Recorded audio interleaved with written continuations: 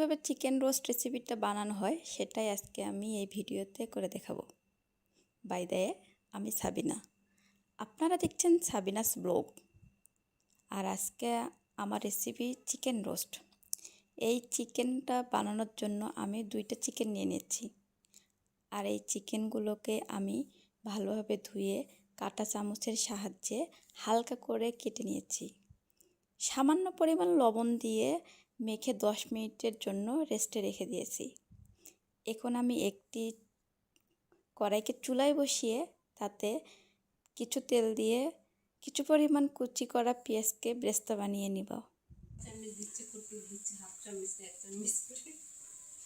আপনারা দেখতেই পাচ্ছেন আসলে ব্রেস্তাটা আমার হয়ে গেছে। এ পর্যায়ে আমি ব্রেস্তাটাকে উঠিয়ে নিব। আমি ওই একই তেলের ভিতর আরেকটু তেল দিয়ে চিকেনগুলোকে ভেজে নিব।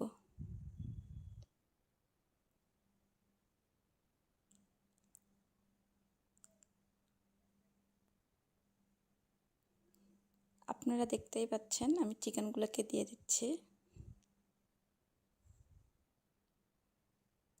চিকেনগুলোকে আমি দুই পাশেই ভালোভাবে করে ভেজে নিব।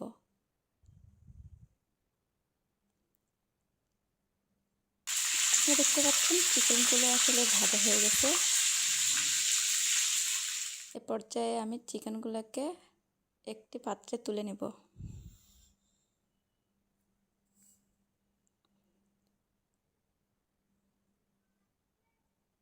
চিকেনগুলোকে কিন্তু আমি অনেক ভালোভাবে ভেজে নিয়েছি, যাতে করে খেতে অনেক ভালো লাগে। আপনারা দেখতেই পাচ্ছেন আসলে আমি কেমন করে ভেজে নিয়েছি। আপনারা চেষ্টা করবেন আসলে এভাবে ভেজে নেওয়ার।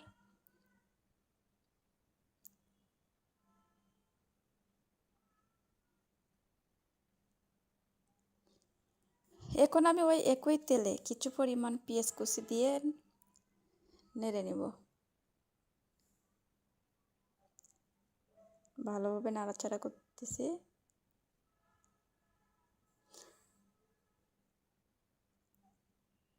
কিছুক্ষণ পেঁয়াজগুলোকে ভেজে নিব হালকা বাদামি কালার আসা পর্যন্ত। এ পর্যায়ে আমি আসলে আপনাদেরকে দেখাবো কি কি মশলা আমি আসলে এখানে অ্যাড করতেছি। আপনারা দেখতেই পাচ্ছেন যে আসলে আমি এখানে কি কি চিকেনটার জন্য কি কি মশলা ব্যবহার করব।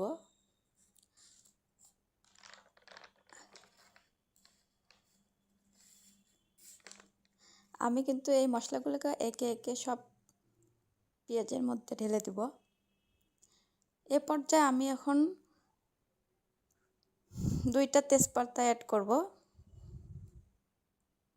3 টুকরা দারচিনি অ্যাড করব, একটু নেড়ে চেড়ে নিচ্ছি। 4টা এলাচ অ্যাড করব এবং কয়েকটা লং অ্যাড করে দেব।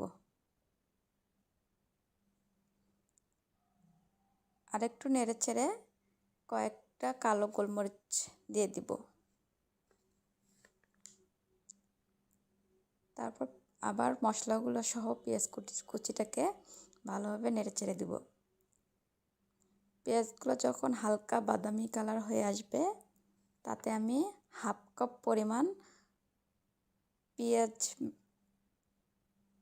বাটা দিয়ে দিব। হাফ কাপের একটু বেশি পরিমাণ পেঁয়াজ বাটা দিয়ে দিয়েছি। আপনারা আপনাদের ইচ্ছা মতো দিয়ে নেবেন, একটু কম বেশি হলে কোনো সমস্যা নেই। এরপর নেড়ে চেড়ে দিয়ে তাতে আমি 2 টেবিল চামচ রসুন বাটা, 2 টেবিল চামচ আদা বাটা, স্বাদ মতো লবণ দিয়ে ভালো করে নেড়ে চেড়ে দেব। এখন আমি মশলাগুলোকে একসঙ্গে ভালো করে নাড়াচাড়া করতেছি। আসলে মশলাগুলো ভালোভাবে কষাতে হবে। মশলাগুলো যত ভালো করে কষানো যাবে চিকেনটা খেতে তত মজা লাগবে।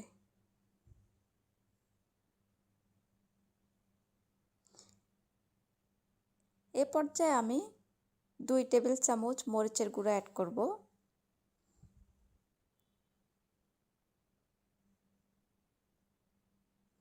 আমরা একটু ঝাল ঝাল চিকেনটা পছন্দ করি, এর জন্য একটু ঝাল দিচ্ছি। আপনারা চাইলে এটা কমাতেও পারেন, আবার বাড়াতেও পারেন, আপনাদের স্বাদ মতো।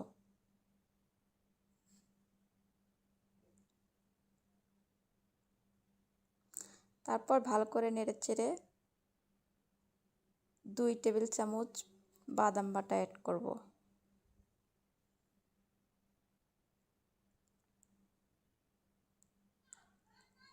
আবারও মশলাটাকে ভালোভাবে নেড়েচেড়ে দিব। এরপর কিছু পরিমাণ পানি অ্যাড করে ভালোভাবে কষে নেব মশলাটাকে। আমি আবারও বলতেছি, আপনারা যত মশলাটাকে কষাবেন তত চিকেনটাকে খেতে ভালো লাগবে। এই রোস্টের একটাই হচ্ছে টিপস, মশলা যতই দেন কিন্তু কষানো যদি ভালো না হয় তাহলে চিকেনটাকে খেতে কখনোই ভালো লাগবে না। এর পর্যায়ে আমি কয়েকটি কাঁচা মরিচ অ্যাড করে দিলাম। অ্যাড করে আবার কিছুক্ষণ মশলাটাকে কষাচ্ছি।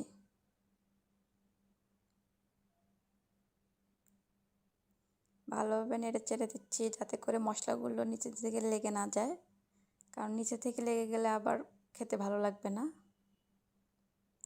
এ পর্যায়ে আমি টক দই অ্যাড করব। এখানে আমি হাফ কাপ পরিমাণ টক দই অ্যাড করলাম।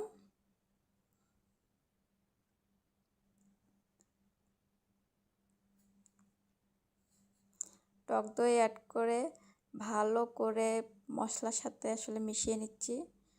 মশলাটা মেশানো হয়ে গেলে আমি রাঁধুনি রেডিমিক্স রোস্ট মশলা 2 টেবিল চামচের একটু বেশি পরিমাণ অ্যাড করতেছি।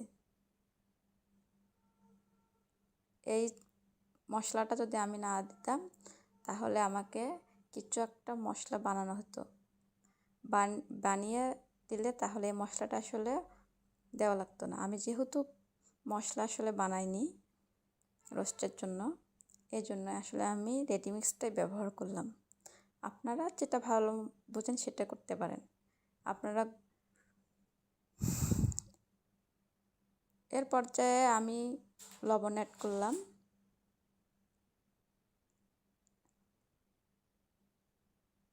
সামান্য পরিমাণে একটু চিনিও ব্যবহার করবেন, চিনি ব্যবহার করলে আসলে ভালো লাগবে। একটু টক ঝাল মিষ্টি হলে টোস্টটা আসলে ভালো লাগে, একদম বিয়েবাড়ির মতো খেতে লাগে।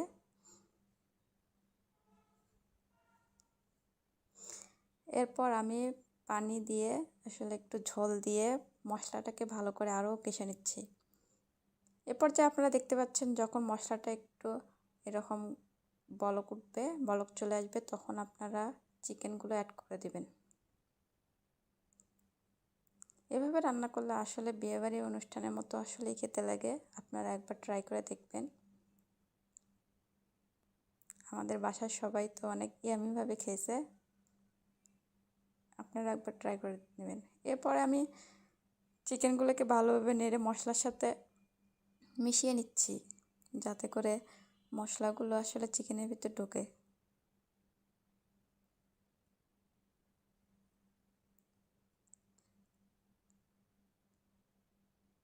আপনারা ভালোভাবে এরকম নাড়তেই থাকবেন, মেশানোর চেষ্টা করবেন।